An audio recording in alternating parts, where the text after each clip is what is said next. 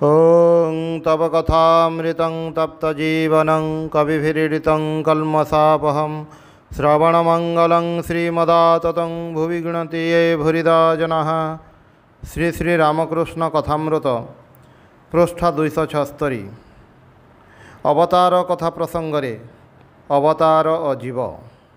श्रीरामकृष्ण ईशान को कहते तुम्हें किछि कहना ये अर्थात डाक्तर अवतार मानती ना।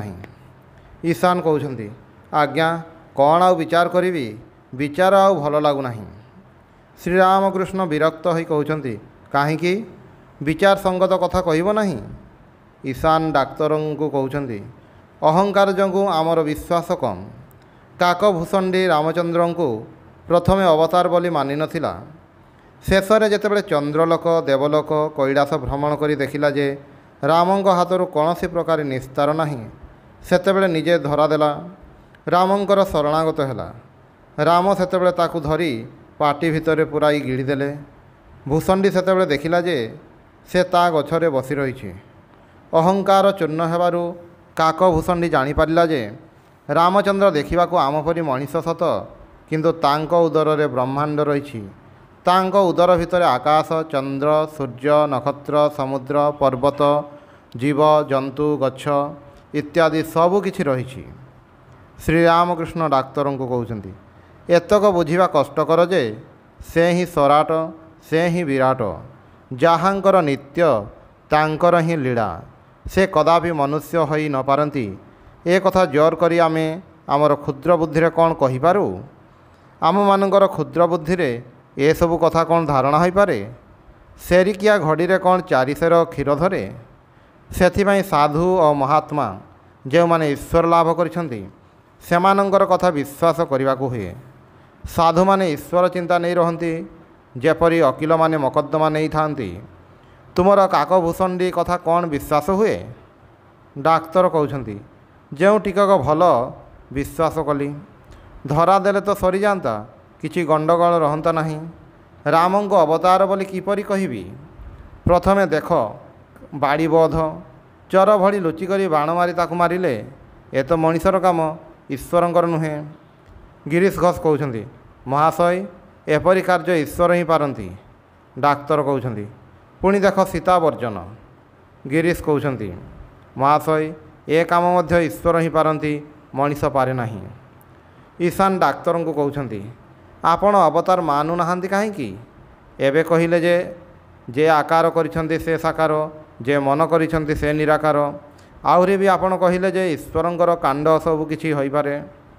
श्रीरामकृष्ण हसी हसी कहते ईश्वर जे अवतार होई पारंती ए कथा तो तांकर साइंस रे अर्थात विज्ञान शास्त्र रे नहीं। तेबे सेथिरे किपरि विश्वास हेबो? समस्तंकर हस। गोटिए गप शुण। जड़े आसी कहला आहे से पड़ारे देखी आसिली अमुकर घर हठात मड़मड़ करी भांगी पड़ा। जहाँ को से ए कथा कहला से इंग्राजी लेखापढ़ा जाने। से कहला रह थरे खबर कागजटा देखे। खबर कागज पढ़ी देखिला जे घर भंगा कथा किछि नाही। सेतेबेले से कहला तुम कथा मु विश्वास करू नाही। घर भंगा कथा तो कहीं खबर कागज रे लेखा नहीं। ए सब मिछ कथा।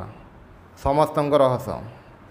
गिरीश डाक्तर को कहते श्रीकृष्ण को ईश्वर बोली आपण को मानिबाकू हेबो, तांको मनुष्य बोली मानिबाकू देवी नहीं। कहिबाकू हेबो डेमन और गॉड, अर्थात हुए तो शैतान नहले ईश्वर। श्रीरामकृष्ण कहते सरल नहले ईश्वर प्रति हठात विश्वास हुए नहीं। ईश्वर विषय बुद्धि बहु दूर रे। विषय बुद्धि थिले नाना संशय उपस्थित हुए एवं नाना प्रकार अहंकार आसी थाए। पांडित्यर अहंकार, धनर अहंकार, यही सबू ए अर्थात डाक्तर किंतु सरल। गिरीश डाक्तर को कहते महाशय कौन कहते कोटिड़ लोकर कौन ज्ञान हुए? डाक्तर कहते राम कह ताहा कौन केबे हेलानी? श्रीरामकृष्ण कहते केशव सेन किपरि सरल थिला। दिने सेठाकू अर्थात रासमणि कालीबाड़ी को जाइथिला।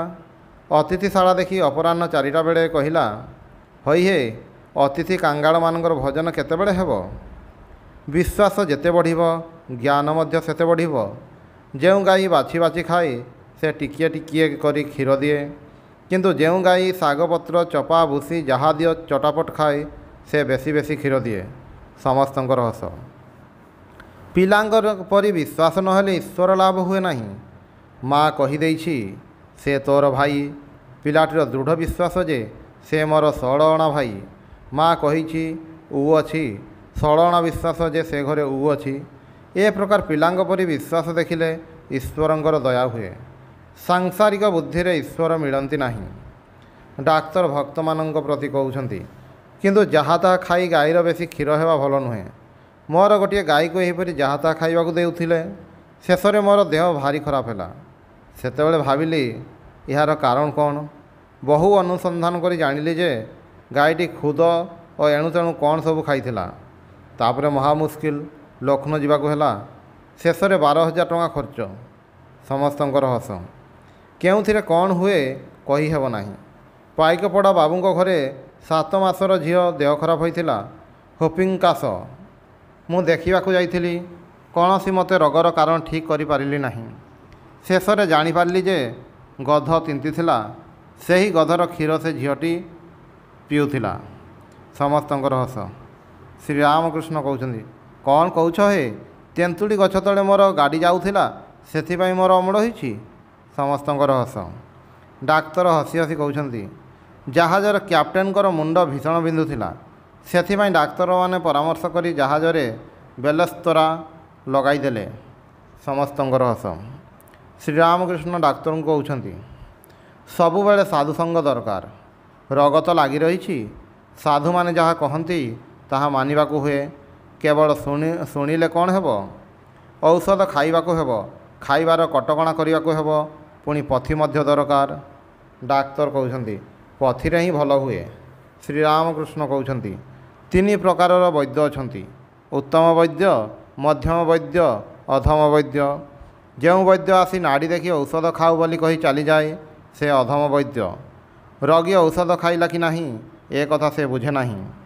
ଆଉ ଯେଉଁ ବୈଦ୍ୟ ରୋଗୀକୁ ଔଷଧ ଖାଇବାକୁ ବହୁତ ବୁଝାଏ, ମିଠା କଥାରେ କହେ, ଆରେ ଔଷଧ ନ ଖାଇଲେ କିପରି ଭଲ ହେବ?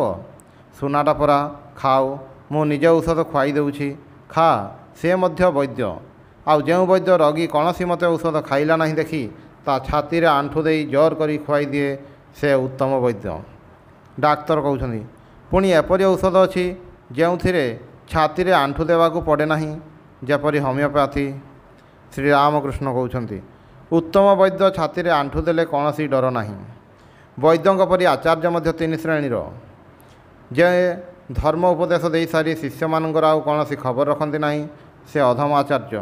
ଶିଷ୍ୟମାନଙ୍କର ମଙ୍ଗଳ ପାଇଁ ଯେଉଁ ଆଚାର୍ଯ୍ୟ ସେମାନଙ୍କୁ ଥରକୁ ଥର ବୁଝାନ୍ତି, ଯେପରି ସେମାନେ ଉପଦେଶ ଧାରଣ କରିପାରିବେ, ସେଥିପାଇଁ ଅନୁନୟ ବିନୟ କରନ୍ତି, ସ୍ନେହ ଦେଖାନ୍ତି, ସେ ମଧ୍ୟମ ଆଚାର୍ଯ୍ୟ। ଆଉ ଶିଷ୍ୟମାନେ କୌଣସି ମତେ ଶୁଣୁନାହାନ୍ତି ଦେଖି ଯେଉଁ ଆଚାର୍ଯ୍ୟ ଜୋର କରନ୍ତି ତାଙ୍କୁ କୁହାଯାଏ ଉତ୍ତମ ଆଚାର୍ଯ୍ୟ। ଶ୍ରୀରାମକୃଷ୍ଣ ଡାକ୍ତରଙ୍କୁ କହୁଛନ୍ତି, ସନ୍ନ୍ୟାସୀଙ୍କ ପକ୍ଷରେ କାମିନୀ କାଞ୍ଚନ ତ୍ୟାଗ। ସ୍ତ୍ରୀଲୋକର ଛବି ମଧ୍ୟ ସନ୍ନ୍ୟାସୀ ଦେଖିବେ ନାହିଁ। ସ୍ତ୍ରୀଲୋକ କିପରି ଜାଣ? ଯେପରି ତେନ୍ତୁଳି ଆଚାର, ମନେ ପଡ଼ିଗଲେ ଜିଭରୁ ଲାଳ ବାହାରେ, ଆଖି ଆଗକୁ ଆଣିବା ଦରକାର ହୁଏ ନାହିଁ। କିନ୍ତୁ ଏ କଥା ଆପଣମାନଙ୍କ ପାଇଁ ନୁହେଁ, ଏହା ସନ୍ନ୍ୟାସୀମାନଙ୍କ ପାଇଁ। ଆପଣମାନେ ଯେତେ ଦୂର ପାରନ୍ତି ସ୍ତ୍ରୀଲୋକଙ୍କ ସଙ୍ଗରେ ଅନାସକ୍ତ ହୋଇ ରହିବେ। ମଝିରେ ମଝିରେ ନିର୍ଜନ ସ୍ଥାନକୁ ଯାଇ ଈଶ୍ୱର ଚିନ୍ତା କରିବେ। ସେଠାରେ ଯେପରି ସେମାନେ କେହି ନଥାନ୍ତି। ଈଶ୍ୱରଙ୍କଠାରେ ବିଶ୍ୱାସ ଭକ୍ତି ଆସିଲେ ଅନେକାଂଶରେ ଅନାସକ୍ତ ହୋଇ ରହିପାରିବ। ଗୋଟିଏ 2ଟି ପିଲା ହେଲେ ସ୍ତ୍ରୀ ପୁରୁଷ 2 ଜଣ ଭାଇ ଭଉଣୀ ଭଳି ଚଳିବେ। ଆଉ ଈଶ୍ୱରଙ୍କୁ ସର୍ବଦା ପ୍ରାର୍ଥନା କରିବେ, ଯେପରି ଇନ୍ଦ୍ରିୟ ସୁଖ ଆଡ଼କୁ ମନ ନଯାଏ, ଆଉ ଯେପରି ପିଲାପିଲି ନ ହୁଅନ୍ତି। ଗିରିଶ ସହାସ୍ୟ ଡାକ୍ତରଙ୍କୁ କହୁଛନ୍ତି, ଆପଣ ଏଠାରେ 3-4 ଘଣ୍ଟା ହେଲା ରହିଛନ୍ତି, କ'ଣ ରୋଗୀ ଦେଖିବାକୁ ଯିବେ ନାହିଁ? ଡାକ୍ତର କହୁଛନ୍ତି, ଆଉ ଡାକ୍ତରୀ ଆଉ ରୋଗୀ ଯେଉଁ ପରମହଂସ ହୋଇଛନ୍ତି ନା, ମୋର ସବୁ ଗଲା। ସମସ୍ତଙ୍କର ହସ। ଶ୍ରୀରାମକୃଷ୍ଣ କହୁଛନ୍ତି, ଶୁଣ, କର୍ମନାଥ ବୋଲି ଗୋଟିଏ ନଦୀ ଅଛି। ସେ ନଦୀରେ ବୁଡ଼ ପକାଇଲେ ମହାବିପଦ। ଯେ ବୁଡ଼ ପକାଏ ତା'ର କର୍ମନାଶ ହୋଇଯାଏ, ସେ ଆଉ କୌଣସି କାମ କରିପାରେ ନାହିଁ। ଡାକ୍ତର ଓ ସମସ୍ତଙ୍କର ହସ। ଡାକ୍ତର, ମାଷ୍ଟର, ଗିରିଶ ଓ ଅନ୍ୟାନ୍ୟ ଭକ୍ତମାନଙ୍କୁ କହୁଛନ୍ତି, ଦେଖ, ମୁଁ ତୁମମାନଙ୍କ ଭିତରେ ଜଣେ ହୋଇ ରହିଲି। ଯଦି ରୋଗ ପାଇଁ ବୋଲି ଭାବ ତାହେଲେ ନୁହଁ, ଯଦି ଆପଣାର ଲୋକ ବୋଲି ଭାବ ତେବେ ମୁଁ ତୁମମାନଙ୍କ ଭିତରେ ଜଣେ। ଶ୍ରୀରାମକୃଷ୍ଣ ଡାକ୍ତରଙ୍କୁ କହୁଛନ୍ତି, ଆଉ ଗୋଟିଏ ଅଛି ଅହେତୁକି ଭକ୍ତି। ଏଇଟି ଯଦି ହୁଏ ତାହେଲେ ଖୁବ୍ ଭଲ। ପ୍ରହ୍ଲାଦଙ୍କର ଅହେତୁକି ଭକ୍ତି ଥିଲା। ସେପରି ଭକ୍ତ କହେ, ହେ ଈଶ୍ୱର, ମୁଁ ଧନ ମାନ ଦେହ ସୁଖ ଏସବୁ କିଛି ଚାହେଁ ନାହିଁ। ଏତିକି କର ଯେପରି ତୁମ ପାଦପଦ୍ମରେ ମୋର ଶୁଦ୍ଧା ଭକ୍ତି ହୁଏ।